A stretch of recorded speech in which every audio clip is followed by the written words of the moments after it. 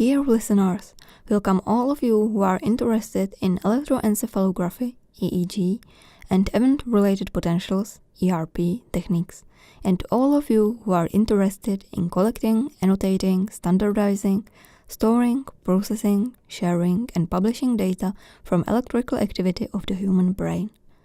Welcome to the last part of our video tutorial that deals with EEG signal processing and its applications. For those of you who are beginners, we recommend first listening to the previous parts of our tutorial. The main goal of this part is to introduce the procedure of extracting desired information from the obtained EEG signal. It is assumed that you have already designed and performed an EEG ERP experiment. Your data have been stored and properly annotated to allow reusability and interpretation. Now, time has come to properly analyze the data. It is usually not an easy task, because the EEG data are noisy. However, the results can be worth it. For example, it is possible to discover how the human brain responds to stimuli. Signal processing and machine learning workflow can also be used to control a device only based on brain waves in real time. These systems are called brain-computer interfaces, or BCIs.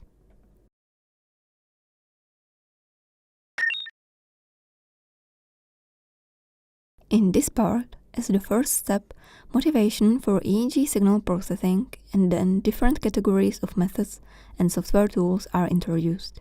After the introduction, practical usage of methods is demonstrated in EEGLAB on an example of the P300 ERP dataset. As the next step, the usage of methods is demonstrated on the Brain-Computer Interface projects, BCIs. A small BCI experiment, Guess the Number, is introduced. Subsequently, basic information about the BCI project Basil is provided. This part is also concluded with a quiz. EEG data in their raw form are noisy, and desired information hidden in the data is usually not obvious without advanced signal processing. The main reason for it is that EEG reflects the sum of many neural sources in the brain. When neurons in those brain sources are well aligned and fired together, the resulting activity can be seen in the EEG signal. However, typically, only cortical sources can translate as significant waveforms into the EEG signal. Unfortunately, many other undesired signals appear in EEG as well. They are commonly called artifacts and can be further categorized into physiologic and environmental. Physiologic artifacts arise from other parts of the body, such as eye blinking, chewing, muscle movements, heart rate, and others. Environmental or extra-physiologic artifacts arise from the recording equipment or outside environment. One of the most common examples is 50 Hz or 60 Hz sinus wave coming from electrical devices. For example, consider this figure displaying raw EEG data in EEGLAB. At first glance, this signal may look completely random.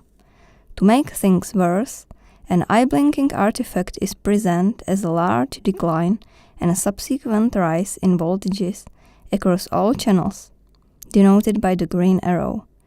Fortunately, correctly chosen signal processing methods can suppress the artifacts and recover the signal of interest, such as continuous activity reflecting state of mind or event-related potentials. For example, frequencies in EEG can be retrieved by performing spectral analysis. Event-related potentials could be greatly amplified by averaging corresponding parts of signal together. Even before signal processing methods are used, design of the experiment and quality of the data should be ensured. There is no substitute for clean data.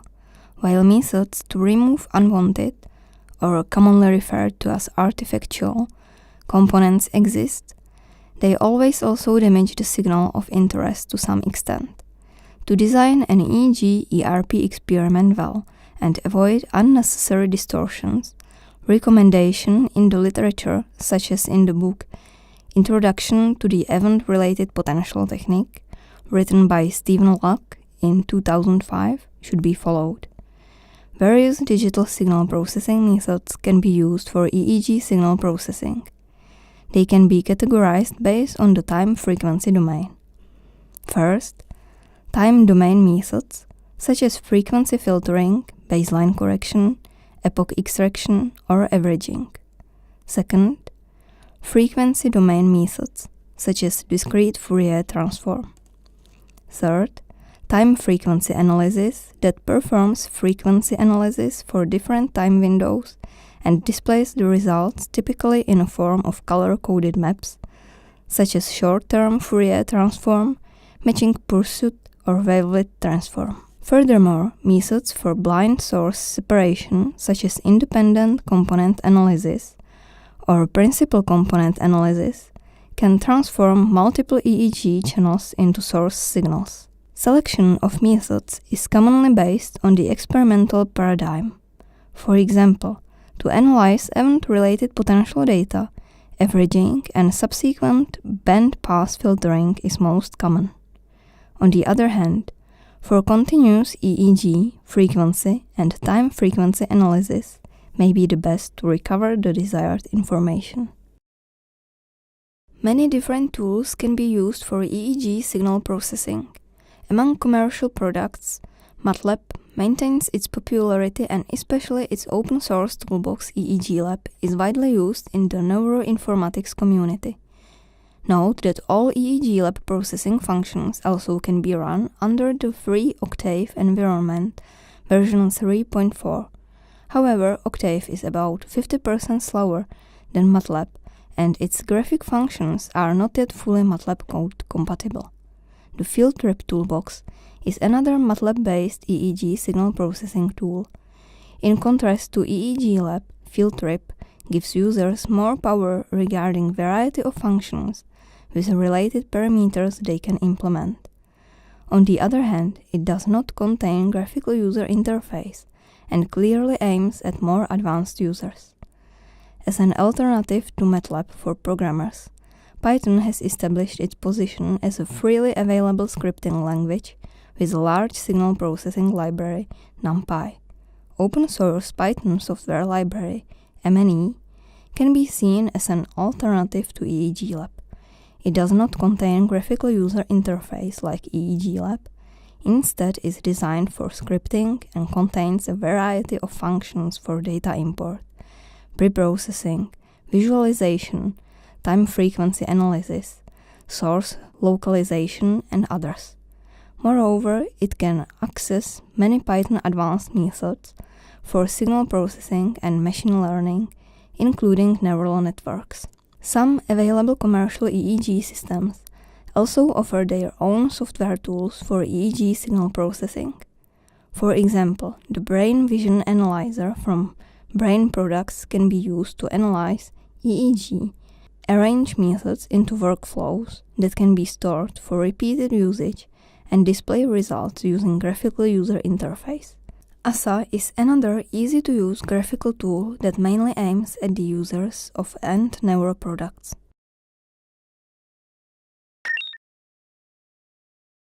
In the following subchapter, we will focus on EEGLAB because it is easy to use, well-established, supports many file formats by means of extensions, and can be used in combination with FieldTrip and MATLAB, which even more increases its possibilities.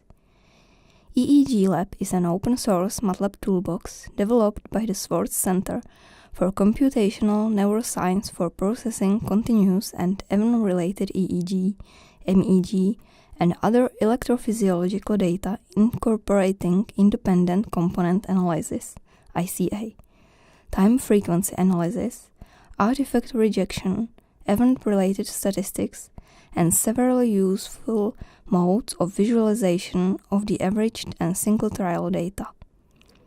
EEGLAB provides an interactive graphical user interface, allowing users to interactively process their EEG using methods for both continuous and event-related data. EEGLAB also offers a command history function that allows the user to transfer from graphical user interface-based data exploration to writing custom data analysis scripts. After each processing step is performed, a new dataset is typically created and can be stored as a separate file.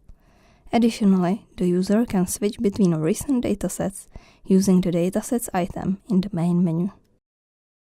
Various EEG data formats are supported directly, and support for many others can be downloaded in a form of EEGLAB extensions. Using File, Manage EEGLAB extensions, Data Import extensions displays a list of available extensions that are or can be installed. For example, the Brain Vision format is supported using the BVA.io plugin. When related extensions are available, the corresponding EEG ERP data files can be loaded using File, Import Data. Let's now load some Brain Vision ERP data obtained within the Basil project. Select File, Import Data using the File.io interface, File.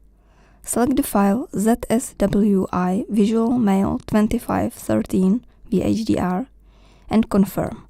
To obtain this recording, a subject in the laboratory was instructed to secretly choose one instruction from the set containing food, lamp, TV, toilet, phone, and others, and focus his attention on it. Then he was exposed to visual stimuli corresponding to a random sequence of instructions and was told to silently count occurrences of the selected instruction. The P300 component was expected following the target instruction. We now know that the subject chose the phone with the stimulus code as 5, and we want to confirm that the P300 component occurred in the data related to this stimulus. Now we go through a simple processing workflow in EEGLAB. Epoch extraction is a special step that is only used in event-related potential data processing. Event-related data contain EEG data plus some markers indicating onsets of different events in the signal. Each marker has a name depending on the type of that marker. It also contains time of event occurrence because precise synchronization is essential for event-related data processing. To extract epochs, the user is supposed to select Tools, Extract Epochs in the main menu. Then a type of the marker, such as S5, and epoch time limits should be filled out. Epoch time limits represent the time interval of interest that should be extracted, cut, from EEG and is relative to the onset of the stimulus. In the video, 0.2 second is the pre-stimulus interval and 1 second is the post-stimulus interval. Confirm the form to extract epochs. Baseline correction is an important step usually following the process of epoch extraction. EEG signal may slowly drift over time because of skin sweating or other noise sources. Since the purpose of epoch extraction is commonly to prepare the data for subsequent averaging, it is usually a good practice to align a non-informative part of the signal around 0 in terms of voltage values. In other words, in the specified interval relative to stimulus onset, this time typed in milliseconds for change average voltage will be calculated. After this step, this average is subtracted from the whole epoch. The signal in the baseline corrected epochs is always 0, in average in the interval selected for the baseline correction.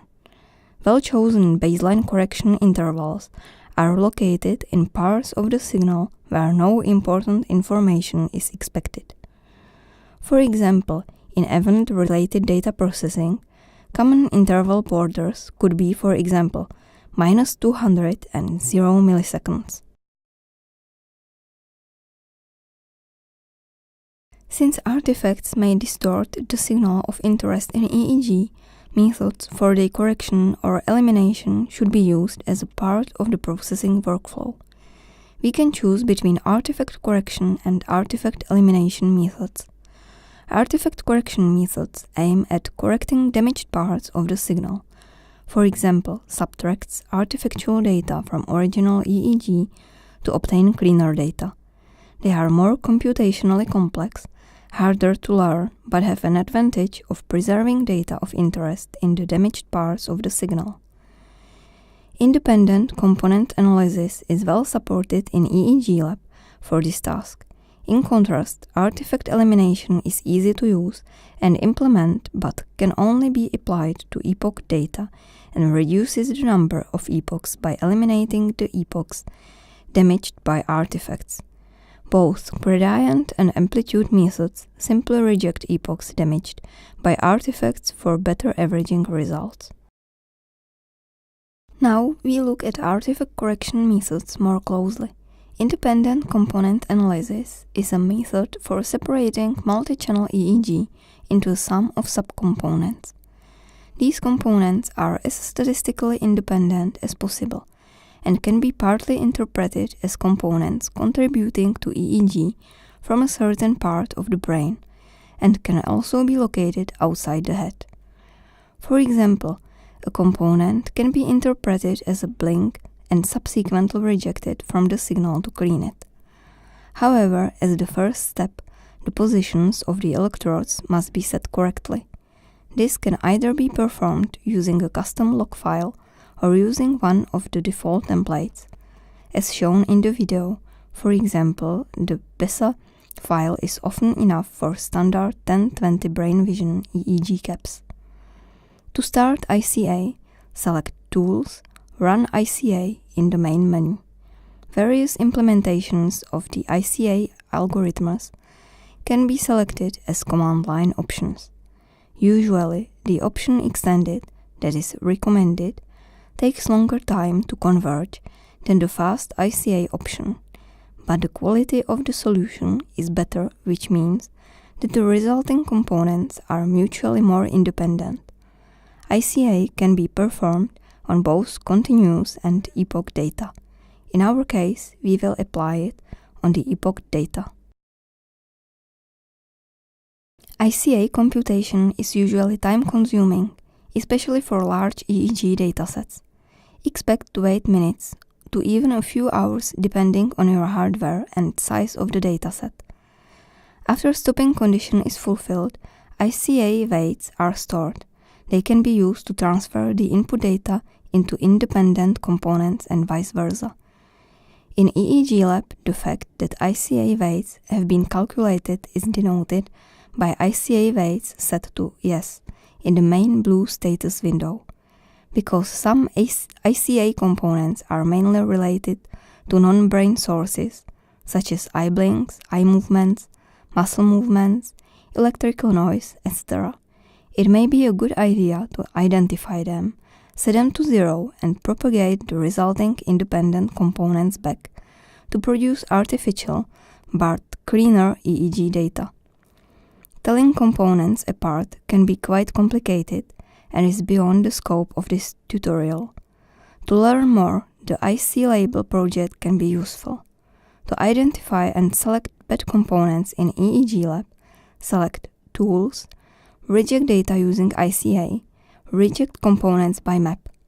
Scalp maps visualizing ICA weights for each component are displayed. To display details of a component, click on the number button above it. For example, the first independent component is very noisy and the power spectrum has a big peak at 50 Hz. Therefore, this artifactual component corresponding to the electrical noise can be rejected. To do it, click on the Accept button, which will turn into the Reject button. This marks components for rejection. For IC2, there is no center of the weights, as can be seen in the scalp map. The scalp map is dark red, which means that all electrodes highly contribute to this ICA component. Since we performed ICA on the epoch data, we can see if the activity separated into this component appears randomly or as reactions to events. There is some peak around 500 milliseconds, which could point at some signs of the P300 event-related potential. However, the color-coded map also shows blue dots, which seems to point at large drops voltages typical for eye blinks. Moreover, the activity power spectrum does not contain any peak at typical brain activity levels, such as 10 Hz. Therefore, we can assume that this component is also linked to artifacts and can be removed without unacceptable damage to the signal of interest. Both components selected for rejection can be removed from the EEG signal using the tools Remove Components. Now we can take a short look on artifact rejection methods. Both amplitude and gradient methods are very simple but often used to eliminate epochs damaged by eye blinks or other large artifacts. The figure illustrates their principle. The amplitude method checks if voltage exceeds some preselected threshold. If so, the epoch is marked as an artifact. The gradient method only differs in considering the difference between epoch maximum voltage and minimum voltage within the selected interval. In this case, the whole epoch represents the selected interval, and therefore is independent of a shifted baseline. In EEGLAB, to use the amplitude method, click on Tools, Reject Data Epochs, Reject Extreme Values, type Thresholds Limits in microvolts, time interval and selection of electrodes that should be checked for extreme values. If you check Reject Marker Trials, the marked epochs will be immediately rejected from EEG. Otherwise, they will only be marked to be removed later. Confirm the selection to update. Different methods for artifact rejection can be combined, including visual inspection that is used for selection artifactual epochs manually. In our case, no epochs were marked for rejection using the selected extreme values. It is because we have already removed the eye blinks using ICA in the previous step. Frequency filtering aims at diminishing certain frequency ranges from EEG that are more likely to come from artifactual sources. For example, electrical noise in Europe has frequency of 50 Hz, while slow waves associated with sweating usually have frequency below 0.1 Hz. Select Tools, Filter the Data, Basic FIR Filter, New Default. Finite Impulse Response (FIR) filter is a filter whose response to any finite length input is of finite duration. It requires no feedback calculations and can simply be expressed as a finite signal, its impulse response. The filtered output is calculated as the convolution sum of the input signal and the filter impulse response. Only lower edge and higher edge of the frequency passband must be filled out. 0.1 Hz and 20 Hz are typical event-related potential choices for lower edge and higher edge, respectively. FIR filter order or size is recommended to be calculated automatically based on the length of the input data. Subsequently, the filter is calculated and applied to the data. Filter characteristics are plotted. Note that filters are not rectangular. It means that frequencies near the borders are only partly attenuated.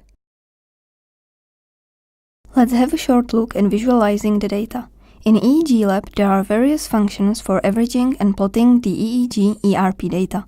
For event-related potentials, it usually makes more sense to plot averages across different channels or conditions. Two possibilities to display ERP waveforms are demonstrated. The first one is an ERP image created by clicking on the Plot Channel ERP Image button and selecting the index of the channel to be plotted.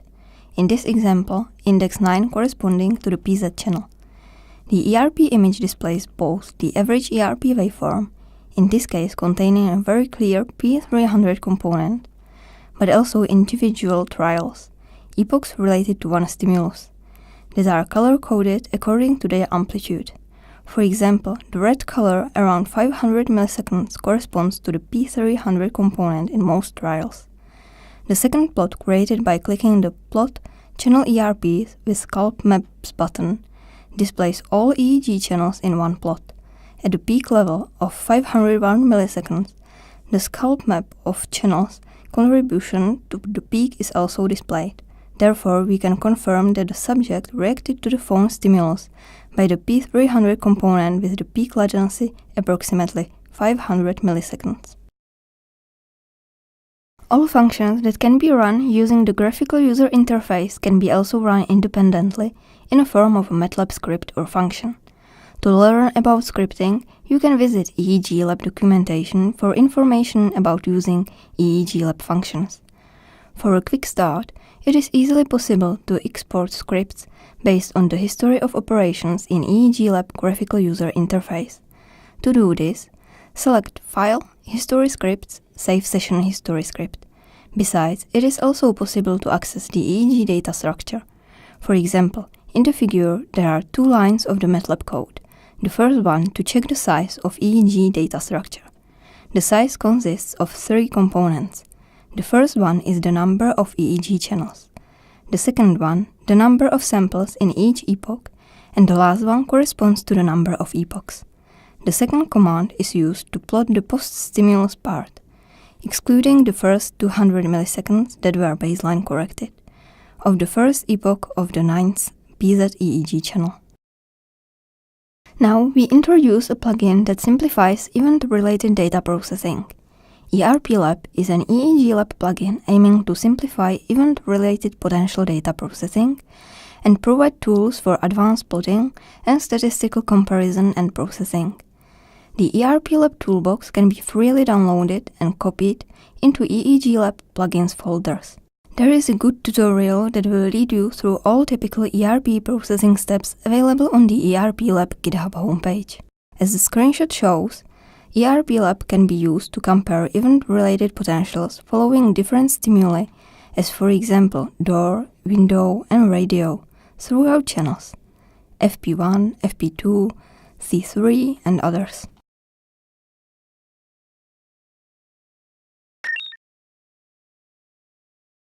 To perform any analysis of an ERP experiment, the methods mentioned beforehand are likely to be needed. Furthermore, signal processing methods can also be used for brain-computer interface development. A brain-computer interface, BCI, is a communication or control system in which the user's messages or commands do not depend on the brain's normal output channels. That is, the message is not carried by nerves and muscles. And furthermore, neuromuscular activity is not needed to produce the activity that does carry the message. Any BCI has an input, for example, EEG activity from the user, output, device commands, components that translate the input into the output, and a protocol that determines the operations. The EEG signal is acquired by electrodes on the scalp and processed to extract specific signal features, for example amplitudes of evoked potentials, that reflect the decision of the user. These features are translated into commands that operate a device, for example, a simple word processing program. The user must develop and maintain good correlation between his or her intent and the signal features employed by the BCI. BCI must select and extract features that the user can control and must translate those features into device commands correctly and efficiently. Typically, the user's intent is recognized by a classification algorithm.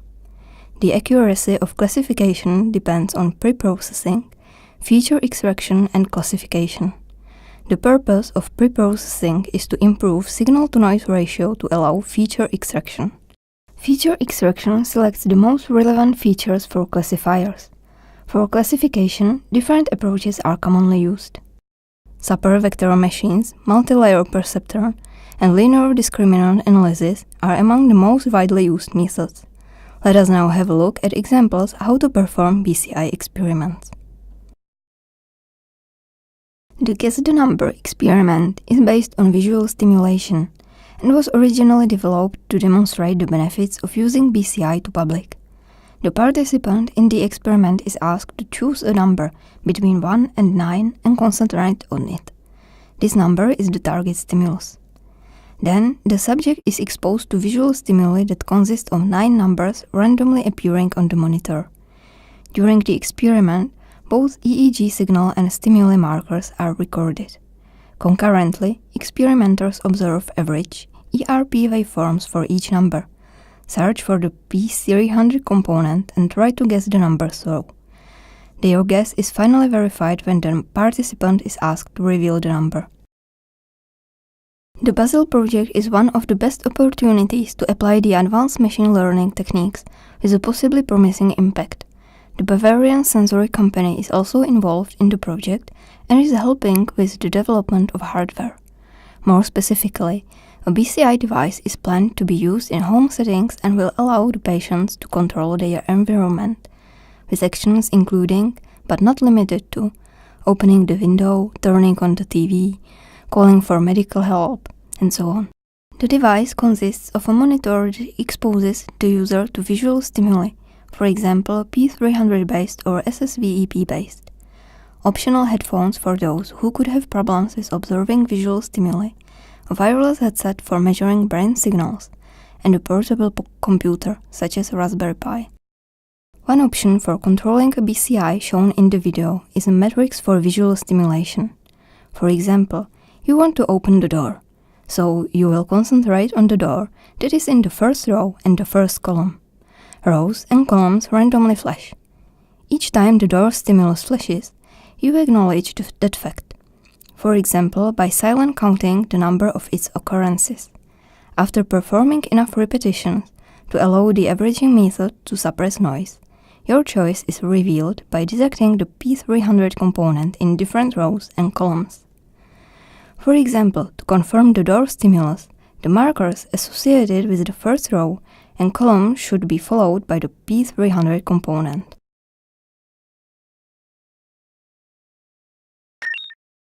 Quiz. Select a true statement about EEG signal. A. Its signal-to-noise ratio is low. B. Electrodes placed on the surface of the head capture only the brain signal. C. Maximum amplitude of the brain signal is 1 microvolt.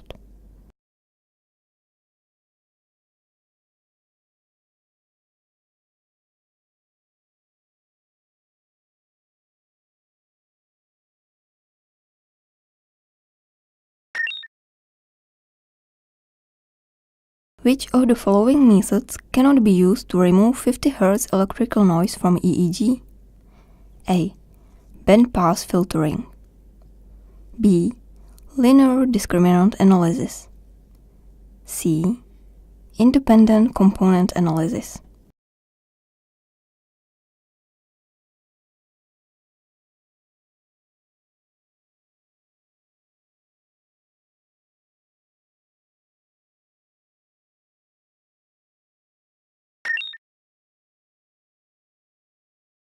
Which method is suitable for eye blinking artifacts removal? A. Bandpass filtering. B. Discrete Fourier transform. C.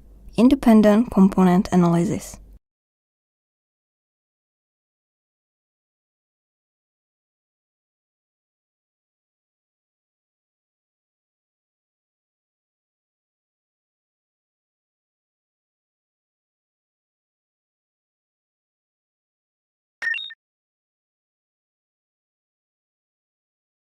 Baseline correction is computed by A. Subtracting average epoch amplitude from the whole epoch. B. Subtracting average amplitude in the predefined interval from the whole epoch. C. Subtracting the highest amplitude outside the predefined interval from the whole epoch.